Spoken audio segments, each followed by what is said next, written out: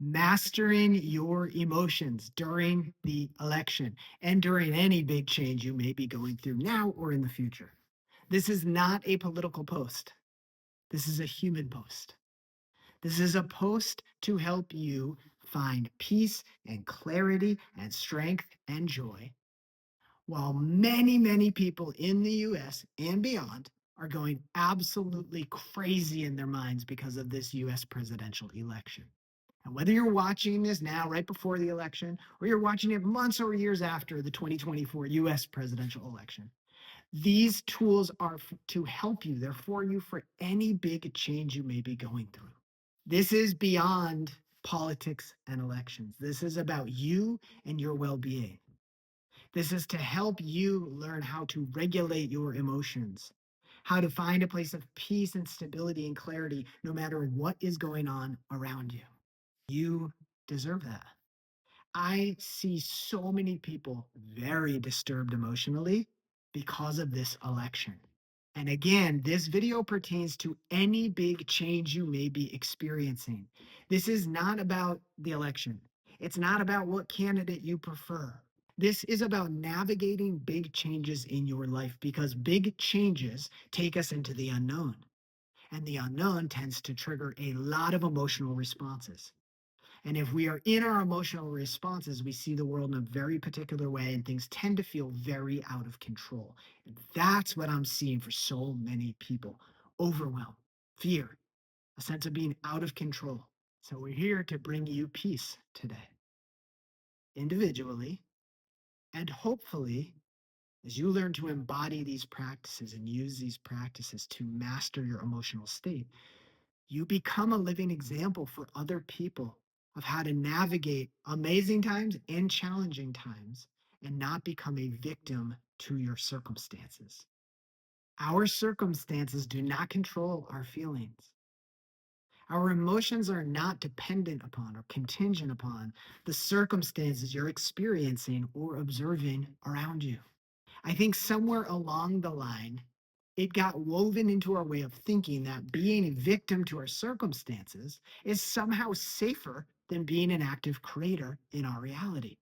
And by a victim, I mean someone who is subject to and controlled by what's going on around them.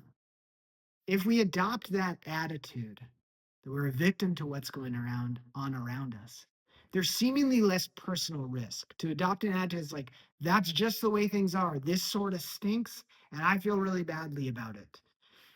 It allows us to stay in a very small space, emotionally, psychologically, and in our activity. In that kind of mindset, we tend to be less daring, less bold, less creative. We tend to go outside the box less and keep our life in a controlled place. Somewhere along the line, I think in our collective identity, we got it into our consciousness that things feel safer and better to be a victim, to accept the limitations in our experiences. Now, I don't think it's intentional for the most part. It's innocent, it's unconscious, and it's happening. And in the end, what we do when we do that is we accept an experience that is so much less than what we want. So we don't have to take responsibility to go create something new for ourselves. And to be clear, I have compassion for the part of each of us that would prefer to be a victim than an active creator. It comes from a place of fear and insecurity in each of us. And as much as I've trained myself to not think in those ways, I still catch it happening and have to redirect myself. I think it happens to all of us. So we're not here to shame or blame that part of ourselves. What we are here to do is to go, I have a choice, and to take the reins back from that part of ourselves and put them in the hands of the part of ourselves that knows we are an active creator and wants to create something better. Our circumstances do not control our emotions. Our beliefs and our stories do. Our beliefs and our stories trigger emotions. They trigger these chemical reactions that we have meaning attached to that we call emotions.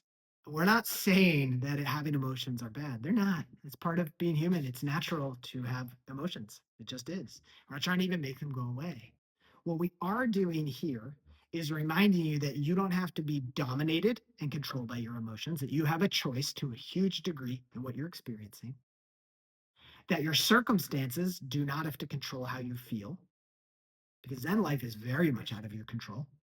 and to equip you with some tools and some strategies to more consciously choose how you want to move through any emotions that come up, and literally how to choose what you want to feel in many circumstances. How freeing is that? So, the question I want to ask you is, where are you focused? Your focus, the attention that your focus wields, whatever you put that focus on, that attention on, you are going to create more things in harmony with that.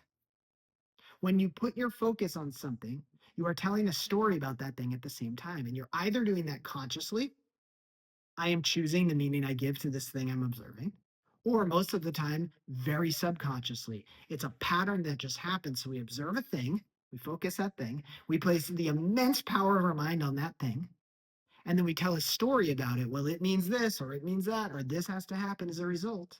And then because our mind is so powerful, we go create circumstances that are in harmony with the story we're telling about the thing we're focused on. So the first thing is, where are you focusing your attention? You are giving this immense creative power to whatever you're focused on. Use your focus wisely. Choose to put your focus on things that you actually want to focus on. Nobody is telling you you need to focus on this election 24/7. Nobody is forcing you to focus on things that seem like problems 24/7. Do you need to tend to them? Yeah, of course. But you don't need to focus on them all the time. And not only where are you focused, the second question is, what meaning are you subscribing to the thing you're focused on? Because you could give it any meaning in the world. Your focus is your power, it's your creative agency, it's your creative power. Where you put that focus determines many of the results in your life. Remember, you get to choose. So choose to put it on situations, thoughts, beliefs, circumstances that you would actually like to magnify or amplify or create, rather than the things you're afraid of, things that seem like problems, or what's going wrong. This applies to this election and it applies to everything else in your life. Okay, 4 very actionable, very simple steps that you can take to start mastering your emotions, to start regulating your emotions as they pertain to this presidential election and way beyond. Again, this applies to any big change, anything you're worried about or scared of, anything you're observing in your reality that you do not prefer or feels challenging to you. Number 1, tell a new story. The story you tell about the thing you're observing determines so much in your reality. If your story triggers challenging emotions, tell a new story that brings up different emotions. So we'll use the election because that's what's going on as I record this video, but again, apply it to anything. Instead of, oh my God, this is going to be terrible if this person wins, or oh my God, what's going to happen if this outcome occurs? You could say things like, no matter what, everything is always working out in my favor. No matter what happens, I'll be okay. This is an opportunity to unite instead of to divide, etc., etc.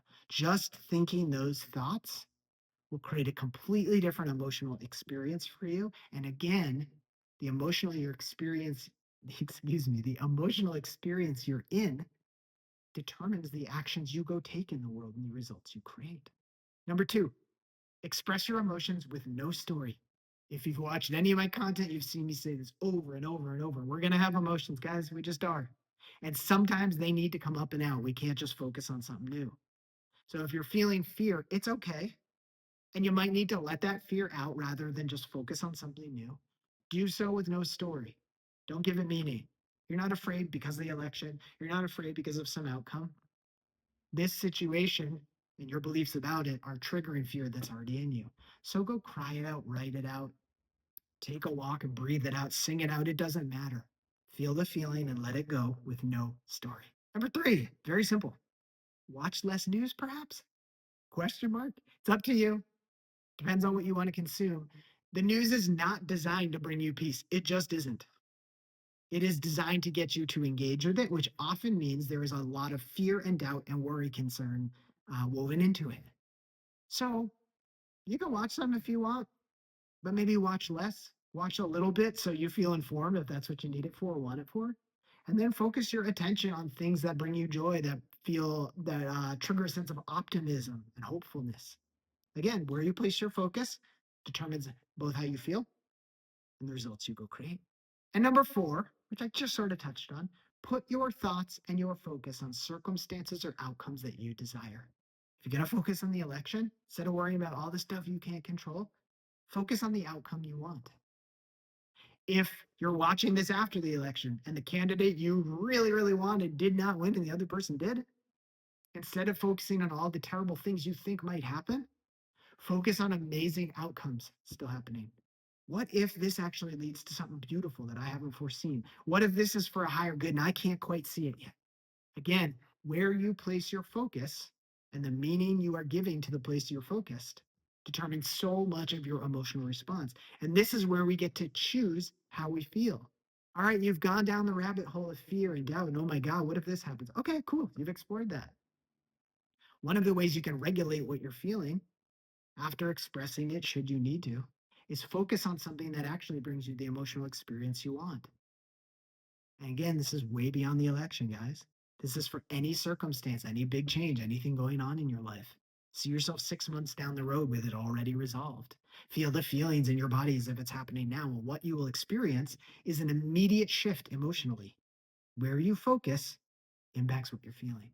Use these tools. They're very simple. I try to make all this stuff simple, actionable. You could teach it to kids, go teach it to your kids. Fantastic. This is for you to feel empowered, masterful, like an active creator in your internal life, which then determines what you go create in your external life.